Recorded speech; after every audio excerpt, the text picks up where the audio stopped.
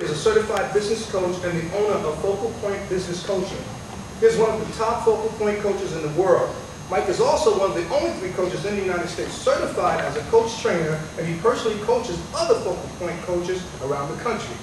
He was a presenter at the 2010 FocalPoint International Conference that included over 70 coaches from around the world.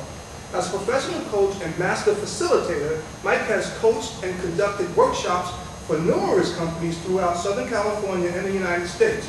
Most recently, he facilitated a webinar on budgeting for methods for management, a consulting practice that works with some of the most successful dry cleaners in the country.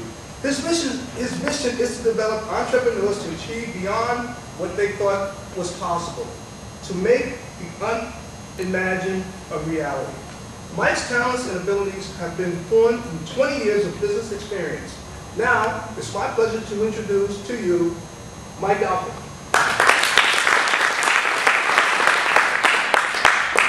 So what if I told you that tomorrow you're going to have to leave on a business trip in an emergency and you're going to have to be gone for 2 to 4 weeks? What would be the most important thing that you would have to get done before you leave? So write it down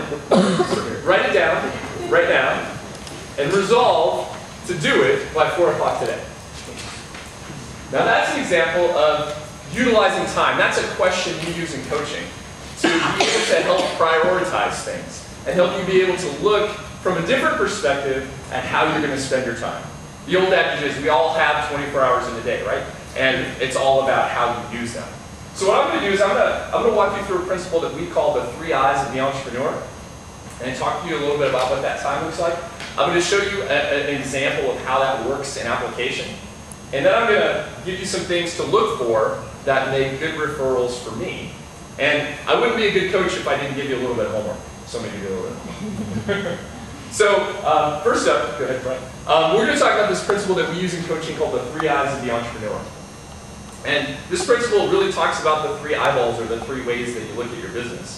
And this comes from the book that Bob so kindly teed up, I think, good job, Bob, called the E-Myth Revisited. And this is a book written by Michael Gerber many years ago, got reintroduced, and it just talks about a woman that owns a business that happens to be pie making, that she got into because she loved making pies with her mom and her grandmother. And well, when she got into the business, all of a sudden she realized, wait, I have to run the business. And this is different than what I thought I was going to be getting into. So it's a great book that walks through that. It also talks through some systems thinking that Bob alluded to that says businesses fail for reasons because, not because people didn't run the business well, but because they were running the thing that the business was about, not the business itself. So this is the principle we use. So go ahead, Brian. The first eye that you use when you're looking at your business is the eye of the entrepreneur. And with this eye, you look to the future. And in this eye, you're asking yourself questions about when will I get to where I want, how do I do X? Right? This is an eye that involves thinking. This is an eye that means strategic planning. This is an eye that you spend time looking into what's going to happen next. The second eye is the eye of the manager. And the eye of the manager looks in the opposite direction, looks to the past. And when you look to the past, you need to evaluate and say, the plan that I set, how did I do against it? Right? I'm looking at measurements. I'm looking at quantification that said, for February, I said I would make 10 new contacts in my target market. It's now March 1st, did I make 10? If I didn't, why not? What do I need to do different? What do I learn from that? And then the third eye is the eye of the technician, the bleary, bloodshot eyes that are up till 2 a.m. working on the proposal for the client. These are the eyes of doing the day-to-day, right? The day-to-day work that involves servicing your clients, calling on your clients, doing all these kinds of things, right? So how this principle works in practice is to say, what happens next? Right? So what is your distribution? So when I present this to a client, I say, what would be your percentage if you look at these 3 eyes? Where do you spend time in each one of these? And what is that percentage mix? And then the next question is, if that's the percentage mix today, is that going to get you where you need to go? Are you spending the time that you need to spend on the things that you need to spend to actually get to the next level of where you want to go? So that's a principle that we use in coaching. And by and far, over the last 2 years of running my coaching practice, the majority of entrepreneurs that I talk to have a very big time challenge. One example is a financial planner that's a client of mine, that his time challenge was he was sucked into the servicing of some of his very low value clients. Not that a client is of low value, but is a low dollar client, right? And he spent so much time servicing them and taking care of them because his thinking was different. So when we started working together, we drew out literally on the back of a placemat at a restaurant what his plan was for 2010. He said, I'm going to do this, and this is where the leads are going to come from, and it didn't add up. It didn't add up. It wasn't going to get him to where he wanted to go. So we started working together, and very quickly, what we did is we took his 3 I's and we applied it. And I asked him a lot of questions, right? A coach asks a lot of questions, more than, in comparison to, say, a consultant that brings a lot of answers, or what their experience tells them, right? I ask a lot of questions. And so what we did is we dug into, say, what does your practice need to look like?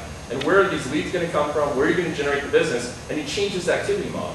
In the first 5 months, he focused on making outbound phone calls to get new clients and new appointments. And guess what? In 5 months, he had a 5x return on investment of his investment with me as a coach in net profit increase. Fast forward, applying these principles even further, he has one of the most diversified portfolios in the practice that he operates in. And he now had made record income in 2010. He exceeded all of his 15 years of prior experience, and he's set now to be the Agent of the Year for 2011 because he has a game plan. He knows what he's going to do. So that's how we apply time. So some things to look for. I don't know if everybody received, I got sent out in advance this questionnaire. So this is called the Strategic Performance Review Questionnaire, right? And this just has 12 questions on it. And these are all great questions to ask somebody else. A couple of my favorites on this, though, are, is your business performing at a level you had hoped for when you started or acquired this? Right? Is it doing what you thought it was going to do? Another great question is, what are your top 3 goals for your business? If I encounter an entrepreneur and I ask that question and they don't know the answer like that, they don't have a good feel of where their business is headed. And that's something that a coach can be of tremendous value to help say, where are you actually going to go with this, right? My client that was the financial planner, that was his challenge. He didn't know where he was going. He was just doing what he had always done, right? And it wasn't working anymore. And then the last question is, a great question to ask somebody that you may be talking to is to say, what are the constraints on your business that's holding you back from getting to where you want to go? Right? What are those constraints? And if they can't identify them, or they can identify them, but they don't have a game plan of how to attack them, that's a great person to refer to me because I can help them work through that and help them get the answers to that. A couple of tips on industries that I work well in.